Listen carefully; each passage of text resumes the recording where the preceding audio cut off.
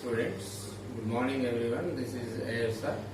In this class we discuss about the physical quantities and their units, classification of physical quantities, SI units, and classification of physical quantities concerned to their direction. Let me explain. The first one is what is meant by physical quantity. Physically measurable quantities are physical quantities. Any quantity which can measure physically is a physical quantity. In day-to-day life, we know so many physical quantities. For example, the height of a person.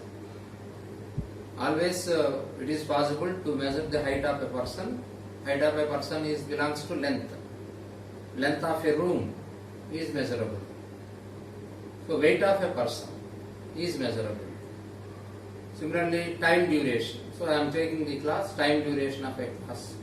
Suppose a man is running 100 meters run, then we calculate the time for 100 meter run. So time duration is measurable. And time to time we measure the temperature. In summer the temperature is around 40 degrees centigrade. If you switch on AC in a room, the temperature may falls to 20 degrees centigrade. So temperature is always measurable physically. Similarly, speed of a vehicle. When vehicle is moving along the road, with the help of speedometer we measure the speed. Similarly, force applied on a body, work done on a body, power of motors, and as well as heat energy and so on. Like this, in our physics textbook there are so many physical quantities, means all those are measured physically. So finally I conclude, a quantity which can measure physically is a physical quantity. Examples are length, mass, time, temperature, heat energy, force, work, power and so on. Next one, the definition of units.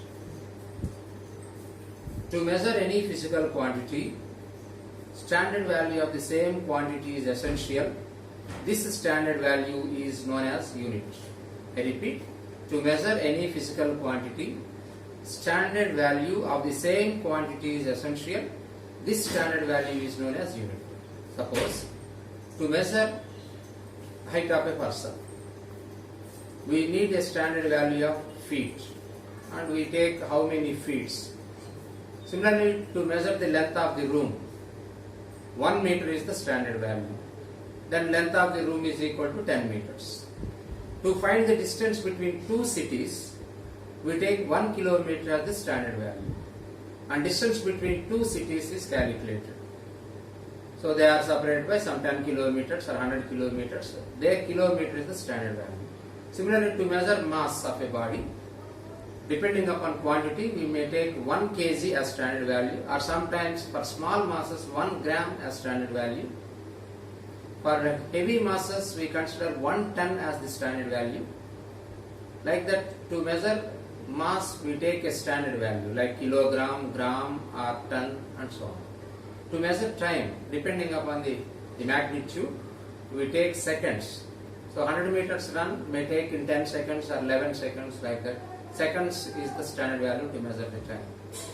Similarly, to measure the time taken per day or for an event, you may take 1 hour as the standard value. Time duration per day is equal to 24 hours. 1 hour is considered as the standard value. So to calculate the time duration for my class, we consider 1 minute as the standard value, and how many minutes the class has going on is calculated. Similarly, to measure force, Newton may be standard value. To measure work, Joule is the standard value. To measure heat energy, calorie is the standard value, or Joule is the standard value. To measure temperature, degrees centigrade or kelvins are taken as the standard value.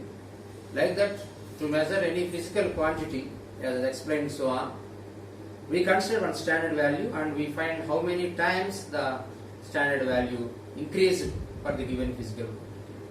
Like that, this is the definition of unit. I repeat the definition finally. To measure any physical quantity, standard value is essential.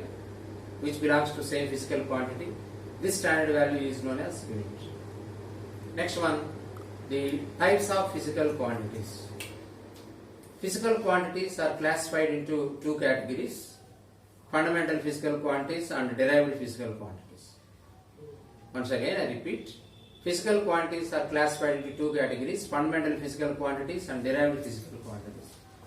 Physical quantities which measures independently are fundamental physical quantities. So to measure any physical quantity, we can't take help of other physical quantities. Any one can measure isolatedly, separately. It can measure independently. Those are independent physical quantities or fundamental physical quantities. Length of a body can measure independently. To measure the length, we don't need help of other like mass and time. So length is a fundamental physical quantity. Mass is fundamental physical quantity. Time is fundamental physical quantity. Temperature is fundamental physical quantity, and so on. And second category, derived physical quantities. Physical quantities which are obtained from fundamental or which are derived from fundamental physical quantities are known as the derived physical quantities. So I repeat, physical quantities which are derived from fundamental physical quantities are derived physical quantities. For example, speed. Speed is equal to meters per second, length by time. So we have to measure both length and time of journey. With the help of these two, we measure this speed. Hence, speed is a derived physical quantity. Like that, force is a derived physical quantity, acceleration is a derived physical quantity, work is a derived physical quantity, power is derived physical quantity, heat energy is derived physical quantity. So except those few fundamental physical quantities, remaining all are becomes the derived physical quantities. Next one, System International. System International gives a list of fundamental physical quantities. There are 7 fundamental physical quantities in System International. I repeat, 7 fundamental physical quantities are present in System International and 2 supplementary physical quantities. Except these 7 fundamental physical quantities and 2 derived physical quantities, remaining quantities except 2 fundamental physical quantities and 2 supplementary physical quantities, remaining all physical quantities exist in physics are derived physical quantities. So let me to explain what are the 7 fundamental physical quantities in SI. The first fundamental physical quantity in SI is length. Its unit is meter. Second fundamental physical quantity is mass. Its unit is kg in SI. Third fundamental physical quantity is time. Its SI unit is second. Fourth fundamental physical quantity is thermodynamic temperature. Its SI unit is Kelvin. Fifth fundamental physical quantity is quantity of matter. Its SI unit is mole. Sixth fundamental physical quantity is intensity of light. Its SI unit is candela. Seventh fundamental physical quantity is strength of electric current. Its SI unit is ampere.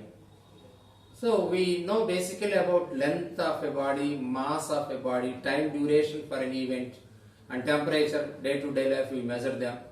So quantity of matter, if you take some amount of substance, the quantity of the substance is measured in moles. And similarly, intensity of light. So we can read anything in the presence of light. So to observe objects, in case of dim light, we can't observe the light. So it needs some intensity. So the intensity is the important criteria to know about the light. That intensity of light is measured by the unit candela. We know that in our home appliances, current is passing through the wires. That flow of current means flow of charges. Flow of charges is named as the current. This is measured in amperes. And like it, we have 7 fundamental physical quantities and their respective units in System International.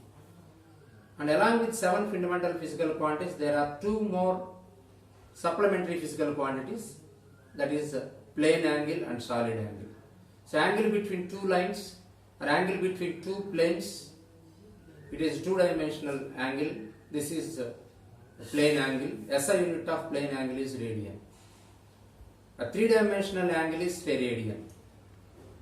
And if you take a cone, angle made by surface of the cone at the center, angle made by surface of the cone at its vertex is considered as the solid angle. The SI unit of solid angle is radian. So the two supplementary physical quantities are plane angle, its SI unit is radian. Solid angle, its SI unit is steradian. Except these seven, any physically measurable quantity exists in our chapters or in our daily life are derived physical quantities. Suppose if you consider speed, velocity, acceleration, momentum, force, work, power, energy, like that, and so on, elasticity, surface tension, like that. If you consider any physical quantity except these 7 plus 2, 9, everything is considered to be derived physical quantities. The units of fundamental physical quantity are fundamental units like meter, kilogram, second, Kelvin. All these are fundamental units. The units of derived physical quantities are derived units like meters per second, speed unit, Newton, force unit, Joule, work unit. All these are derived units. Units of derived physical quantities are derived units. So, in this class, finally, we have to discuss about classification of physical quantities. Already we classified as fundamental and derived. One more classification of physical quantities into vectors and scalars by concerning its direction. So, let first me to define scalar. Scalar is a physical quantity which has only magnitude but no direction. Physical quantities which have only magnitude but no direction are known as the scalars. For example, length is a scalar. So if you calculate length of room from left to right or right to left, it has same value. There is no direction for measuring the length. So length is a scalar, mass is a scalar, time is a scalar, temperature is scalar, distance is scalar, speed is scalar, work is scalar, power is scalar. All these quantities which I explained now have only magnitude but no direction. Hence they are known as the scalar quantities. So next category is vector, other side. Physical quantities which have both magnitude, direction and satisfies the laws of vector addition. I repeat the definition. Physical quantities which have both magnitude, direction and satisfies the laws of vector addition. So suppose if you consider a displacement, consider examples for the vectors. Man travels 10 meters in each direction. So 10 meter is magnitude, east is the direction. He has destination at east position. Suppose other person travels 10 meter in west direction. So the final positions are not same. 10 meter is magnitude and west is the direction. So this is a scalar quantity having magnitude and direction. So physical quantities which have both magnitude and direction satisfies laws of vector addition or vectors. For example, displacement, velocity, acceleration, force, momentum, torque are some of the examples of vectors. So laws of vector addition, I mentioned a term. We will discuss this term and we will understood this term in the chapter of vectors.